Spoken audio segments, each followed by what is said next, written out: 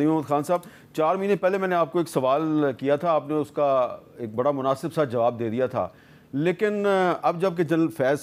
صاحب کو اس الزام میں گرفتار کر لیا گیا ہے کہ انہوں نے کرپشن کی، جب انہوں نے وردی پہنی ہوئی تھی، وردی اتارنے کے بعد وہ آرمی ایکٹ کی خلاف ورزی کر رہے تھے، تو ان کی گرفتاری سے آپ کی پارٹی میں کوئی پریشانی تو نہیں ہے؟ بہت شکریہ امیر صاحب۔ بسم اللہ الرحمن الرحیم۔ اللہم صلی علی محمد وعلی آلہ وصحبہ وسلم۔ مجھے یاد ہے آپ نے یہ سوال کیا تھا۔ دیکھیں، پروفیشنلی ایک تعلق رہا یہ جنرل فیض صاحب سے، لیکن حکومت ختم ہونے کے بعد میرا نہیں خیال کہ پارٹی کی سیاست میں یا کسی چیز میں ان کا کوئی رول تھا۔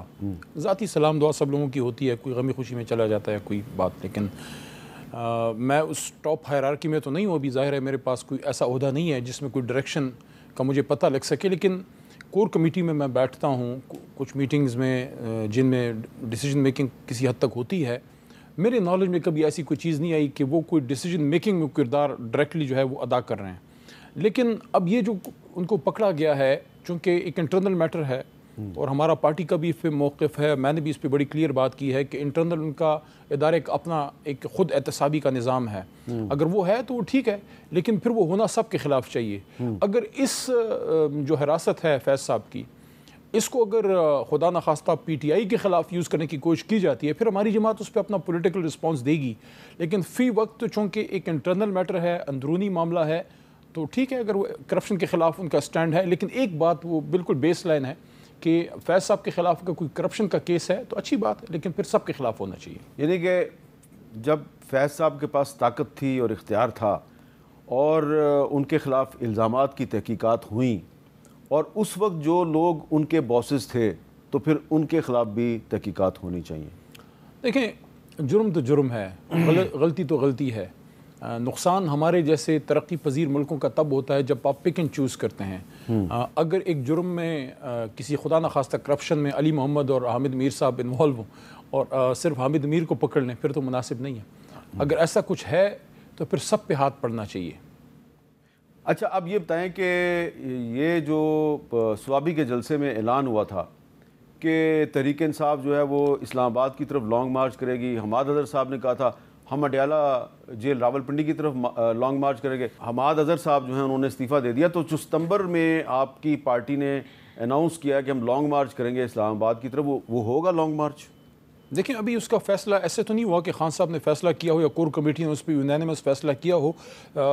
سوابی جلسے میں یہ بات آئی تھی اور ظاہر ہے اس پہ خان صاحب آخری فیصلہ کریں گے کہ کیا لانگ مارچ کرنا ہے، اور اگر کرنا ہے تو کب کرنا ہے، کیا سپٹمبر میں کرنا ہے، لیکن اس میں فیصلہ ابھی نہیں ہوا خان صاحب کی طرف سے۔ اچھا، فیصلہ نہیں ہوا؟ نہیں سر۔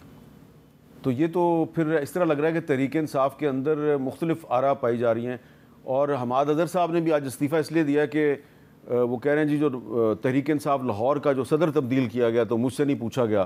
تو انہوں نے کہا وہ تو میر صاحب جہاں تک لانگ مارچ تو بہت بڑا فیصلہ ہے، وہ تو خان صاحب ہی کریں گے۔ ظاہر سٹنگ چیئرمین بیرسٹر گور صاحب بھی ذمہ دار عہدے پہ ہیں، لیکن لیڈر تو خان صاحب ہی ہیں۔ باقی جو حماد کا مسئلہ ہے مجھے نہیں پتا، کیونکہ آپ کو پتہ ہی ہے آج میں اس ختم نبوت والے اس میں ہم بزی رہے میٹنگ میں، لیکن حماد صاحب کو اگر ریزرویشنز ہیں، پارٹی کے پرانے ہمارے ینگ لیڈر ہیں، تو ضرور اس کو خان صاحب دیکھیں گے۔ اگر ان سے مشورہ نہیں ہوا تو پارٹی کا انٹرنل میٹر ہے، مجھے اس پہ پبلکلی بات نہیں کرنی چاہیے، لیکن حماد سے مشورہ تو ہونا چاہیے۔ اچھا، مشورہ ہونا چاہیے، کیونکہ ہم نے دیکھا کہ عمر ایوب صاحب نے استعفیٰ دیا، قبول نہیں ہوا، پھر دوبارہ دیا، پھر قبول نہیں ہوا، اب حماد صاحب نے بھی پہلے استعفیٰ دیا تھا، قبول ہوا، پھر استعفیٰ دیا، پتہ نہیں قبول ہوتا ہے کہ نہیں ہوتا، تو ایسا لگتا ہے کہ تحریک انصاف جو ہے نا اس کے اندر کافی کوئی گڑبڑ ہے۔ میں پارٹی کے انٹرنل میٹرز آپ کو تو میری طبیعت کا پتہ ہے، کبھی پبلک میں نہیں ڈسکس کرتا، لیکن میں ایک بات سب کو کہوں گا، چاہے پی ٹی آئی کے ہوں یا کسی بھی جماعت کے ہوں، میں یہ استعفے وغیرہ دینے پہ زیادہ بلیو نہیں کرتا۔ اچھا، میں سمجھتا ہوں کہ آخری وقت تک فائٹ کرنا چاہیے، چاہے ایک ہی بندہ کیوں نہ ہو، اور پھر اللہ نے وہ موقع دیا، اور میں نے ایک دفعہ خان صاحب کو یاد بھی دلایا۔ میں نے بہت سال یا بہت عرصہ پہلے خان صاحب کو ایک دفعہ کہا تھا کہ اگر خدا نخواستہ کبھی ایسا وقت آیا اور آپ پیچھے مڑ کے دیکھیں اور قاسم و سلیمان بھی نظر نہ آئے تو علی آپ کو نظر آئے گا۔ شکر اللہ تعالیٰ نے وہ لاج رکھی 9 اپریل کی رات۔ تو